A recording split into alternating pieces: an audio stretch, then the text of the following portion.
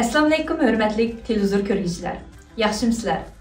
Yaxşımsızlar. Dünya Uyghur Qurultayı Tor televiziyasının günlük xəbərlər proqramısıga hammanglar xush kelibsizlar. Mən riyasətçi İftixar Abdurshid. Mən riyasətçi Zümrətay Erkin. Bugün düşənbə. Hörmətli görürmənlər, tövəndə diqqətinizlər günlük xəbərlər proqramımızın təfsilatı bolsun. Dünya Uyghur Qurultayının rəisi Dolqan İsa əpəndim bu qatımqı Amerika ziyarətinin axırı günü, yəni 15 mart günü Qurultay İcraiya Komitetining rəisi və Uyghur Kişilik Hüquq Quruluşunun direktori Ömər Qanat əpəndim bilan birgə aldı bilan Amerika İçki Bexatarlik Ministerligining muavin ministri Robert Silvers əpəndim bilan görüşüb söhbət elib bardı. Arqadan Aqsarayni ziyaret qilgan Dolqan İsa və Ömər Qanat əpəndiler Biden hökumətinin Xitay işləri bölümünün və Milli Bexatarlik Kengashi Yer şari Adliya bölümünün məsul xadimləri bilan uchrashib söhbət elib bardı. Mustabid Xitay hakimiyyətinin Uyğurlarga qaratqan chegara halqıgan bastırış siyasətinin növbətdəki yangi yüzlənişi və onunğa taqabil turishning konkret choralari, Uyghur musafirləri duch kelayotgan jiddiy krizislar, ba'zi yerlarda tutib turilayotgan Uyghur musafirlarini 3-cü bexatar davlatga o'tkazishning choralari, Amerikada Uyghur məcburi əmkin çəkləş qanununun icra qılınış əhvali və başqa qərb demokratik əllərdəmə Uyghur məcburi əmkin çəkləş qanunlarının çıxırılıb icra qılınışını qolğa keltirishning konkret usulları qatarlıq məsələlər yuqur quchurishlarning asosli muzokara temasi bo'ldi. Söhbət jarayonida Dolqan İsa və Ömər Qanat əpəndiler özlərinin Amerika hökumətindən kütüdigan bəzi konkret tələblərini o'ttirib qoydu. Amerikadagi ziyoratini muvaffaqiyatli oxirlashtirib 16 mart kuni Washingtondan bevosita Berlinga yetib kelgan Dolqan İsa əpəndim shu kuni Xalqaro Tibet Harkat Tashkiloti tarafidan Berlinda o'tkazilgan Qarshi kishilik huquq mukofotini tarqatish marosimiga ishtirok qildi.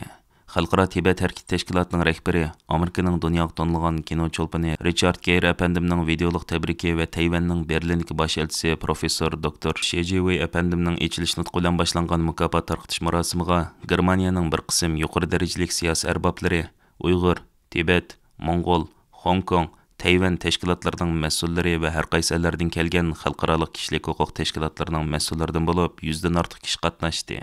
Bosh elchi professor Dr. Xie Jiwei әпәндім mukofot tarqatish marosimida qilgan echilish nutqida yig'in zaldagi Dolqan İsa әпәндімni ishorat qilib turib, "Mana bu Dolqan İsa әпәндім Xinjiang degan bu so'zning Xitoychadagi ma'nosining yangi tuproq ekanligini obdan biladi.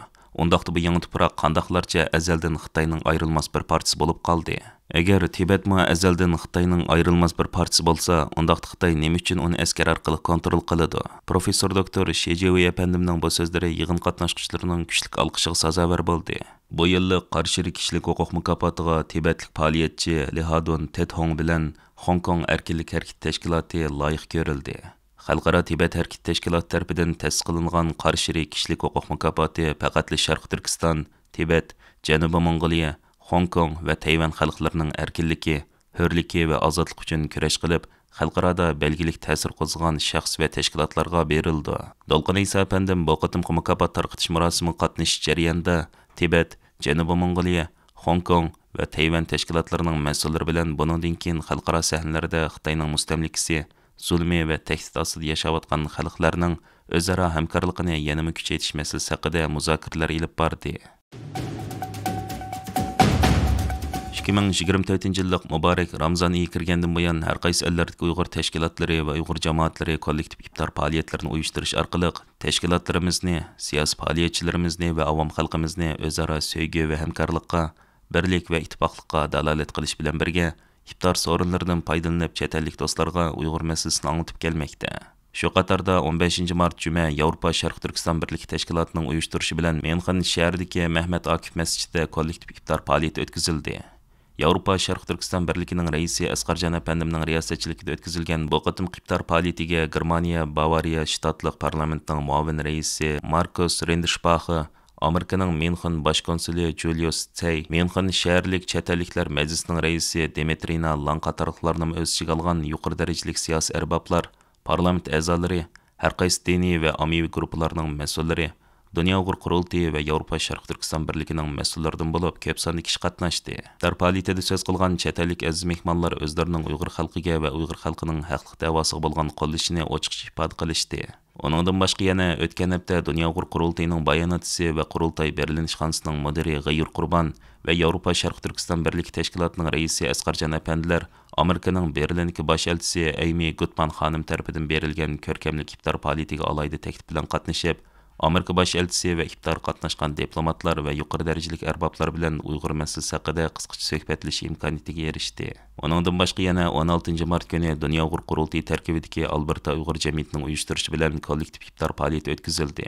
Alberta Uyg'ur jamiyatining raisi ve Dunyo Uyg'ur qurultiyining Kanada vakili Mukarram Qurban xonimning riyosatchiligida o'tkazilgan iftar faoliyatiga Uyg'urlar masalasiga izchil ko'ngil bo'lib kelayotgan Kanada Avam palatasining a'zosi Garnet Genius, Türk İslam teşkilatlarının məsulları ve Albertada yaşayotgan Uyg'urlar qatnaşdı.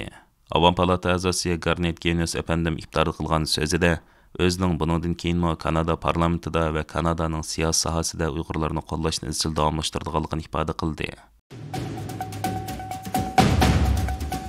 Xitoy hukumati bir balvoq bir yo'l qurilishidan foydalanib, O'rta Osiyo bozorini keng ko'lamda egallayotgan bir vaziyatda, Amerika hukumati 3-oyning 13-kunidan 15-kunigacha O'rta Osiyodagi 5 davlat hukumatlari va xususiy korxona mas'ullari bilan Qozog'istonning Olmuti shahrida tunji navbatlik B5+1 munbir yig'ini o'tkazgan.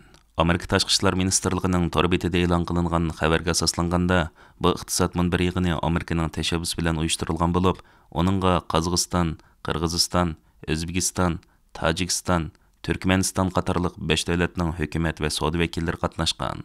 Xabarda aytilishicha, Prezident Joe Biden 2023-yil 19-sentabr Nyu-Yorkda o'tkazilgan C5+1 yig'inida Qozog'iston, O'zbekiston, Tojikiston, Qirg'iziston va Turkmaniston rahbarlari bilan ko'rishib, O'rta Osiyo jumhuriyatlari bilan bo'lgan hamkorlikni kuchaytirishning har qanday vaqtdagidan bek muhimligini ta'kidlagan ekan. Bu yerdagi C5+1 munbiri Amerika bilan O'rta Osiyo davlatlarining diplomatik hamkorligini ilgari surish munbiri bo'lsa, B5+1 munbiri Amerika bilan O'rta Osiyo davlatlarining savdo-iqtisod hamkorligini bo'libmi xususiy korxonalar o'rtasidagi suhbat va aloqani kuchaytirish munbiri ekan. B5+1 munbiri yig'ini qatnashuvchilar Amerika korxonalari bilan O'rta Osiyo davlatlari korxonalari o'rtasidagi iqtisod savdo fursati haqida fikr almashtirgan bo'lib, O'rta Osiyoning savdo muhitini yaxshilash, rayon iqtisodining bir gavdalanishini amalga oshirish, bozor raqobati va chet el mablag'ini kirgizish qatorliq masalalarda taklif fikrlarni o'rtaga qo'ygan.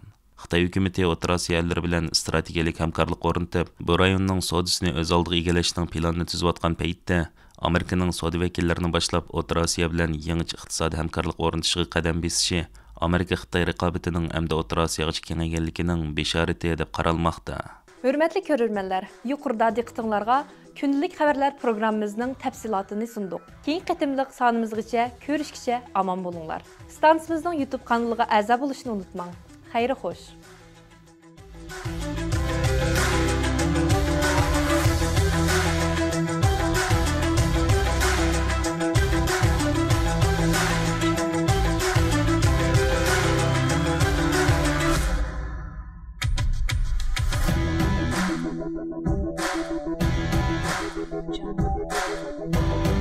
Thank you.